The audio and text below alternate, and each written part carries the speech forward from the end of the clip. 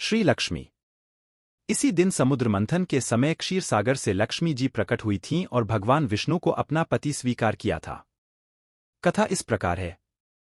एक बार भगवान शंकर के अंशभूत महर्षि दुर्वासा पृथ्वी पर विचर रहे थे। घूमत घूमते वे एक मनोहर वन में गए।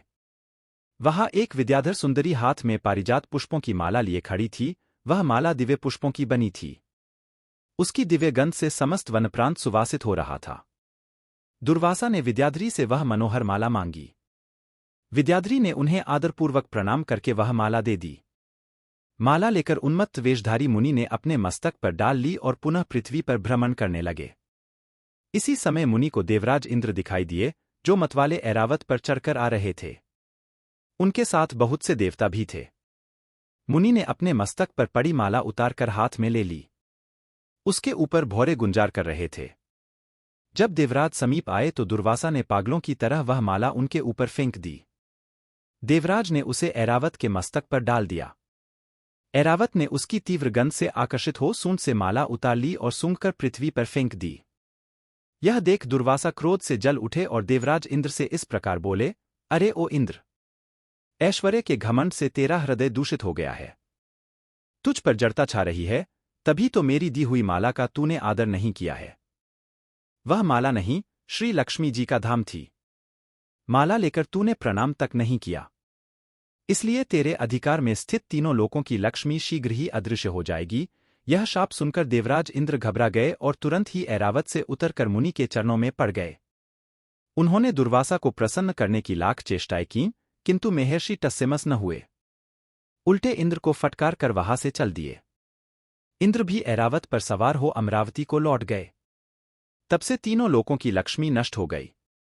इस प्रकार त्रिलोकी के श्रीहीन एवं सत्वरहित हो जाने पर दानवों ने देवताओं पर चढ़ाई कर दी। देवताओं में अब उत्साह कहाँ रह गया था। सबने हार मान ली। फिर सभी देवता ब्रह्माजी की शरण में गए। ब्रह्माजी ने उन्हें भगवान विष्णु की शरण में जाने की सलाह दी तथा सबके साथ वे स्वयं भी क्षीर सागर के उत्तर तट पर गए। वहां पहुंचकर ब्रह्मा आदि देवताओं ने बड़ी भक्ति से भगवान विष्णु का स्तवन किया। भगवान प्रसन्न होकर देवताओं के सम्मुख प्रकट हुए। उनका अनुपम तेजस्वी मंगलमय विग्रह देखकर देवताओं ने पुनः स्तवन किया। तत्पश्चात भगवान ने उन्हें क्षीर सागर को मथने की सलाह दी और कहा, इससे अमृत प्रकट होगा। उसके पान करने से तुम सब लोग अजर अमर हो जाओगे, किंतु यह कार्य है बहुत दुष्कर, आथ तुम्हें दैत्यों को भी अपना साथी बना लेना चाहिए। मैं तो तुम्हारी सहायता करूंगा ही। भगवान की आज्ञा पाकर देवगण दैत्यों से संधि करके अमृत प्राप्ति के लिए प्रयास करने लगे। वे भांति भांति की औषधियां लाए और उन्हें क्षीर सागर में छोड़ दिया। फिर मंदराचल पर्वत को मथानी और वासुकी नागराज को नेती रस्सी बनाकर बड़े वेग से समुद्र मंथन का कार्य आरंभ किया। भगवान ने वासुकी की पूंछ की ओर देवताओं को और मुख की ओर दैत्यों को लगाया। मंथन करते समय वासुकी की निःश्वासाग्नि से झुलसकर सभी दैत्य निस्तेज हो गए और उसी निःश्वास वायु से विक्षिप्त होकर बादल वासुकी की पूंछ की ओर बरसते थे, जिससे देवताओं की शक्ति बढ़ती गई।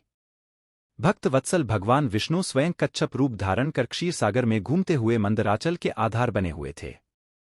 वे ही एक रूप से देवताओं में और एक रूप से दैत्यों में मिलकर नागराज को खींचने में भी सहायता देते थे तथा एक अन्य विशाल रूप से, जो देवताओं और दैत्यों को दिखाई नहीं देता था, उन्होंने मंदराचल को ऊपर से दबा रखा था। इसके साथ ही वे नागराज वासुकी में भी बल का संचार करते थे और देवताओं की भी शक्ति बढ़ा रहे थे। इस प्रकार मंथन करने पर क्षीर सागर से क्रमशः कामधेनु, वारुणी देवी, कल्पवृक्ष और अप्सराएं प्रकट हुईं। इसके बाद चंद्रमा निकले, जिन्हें महादेव जी ने मस्तक पर धारण किया। फिर विष प्रकट हुआ, जिसे नागों ने चाट लिया। तदनंतर अमृत का कलश हाथ में लिए धन्वंतरी का प्रादुर्भाव हुआ। इससे देवताओं और दानवों को भी बड़ी प्रसन्नता हुई। सबके अंत में क्षीर समुद्र से भगवती लक्ष्मी देवी प्रकट हुईं। वे खिले हुए कमल के आसन पर विराजमान थीं। उनके अंगों की दिव्य कांति सब ओर प्रकाशित हो रही थी। उनके हाथ में कमल शोभा पा रहा था। उनका दर्शन कर देवता और महर्षिगण प्रसन्न हो गए। उन्होंने वैदिक श्री सूक्त का पाठ करके लक्ष्मी देवी का स्तवन करके दिव्य वस्त्राभूषण अर्पित किए। वे उन दिव्य वस्त्राभूषणों से विभूषित होकर सबके देखते देखते अपने सनातन स्वामी श्री विष्णु भगवान के वक्षस्थल में चली गई। भगवान को लक्ष्मी जी के साथ देखकर देवता प्रसन्न हो गए। दैत्यों को बड़ी निराशा हुई।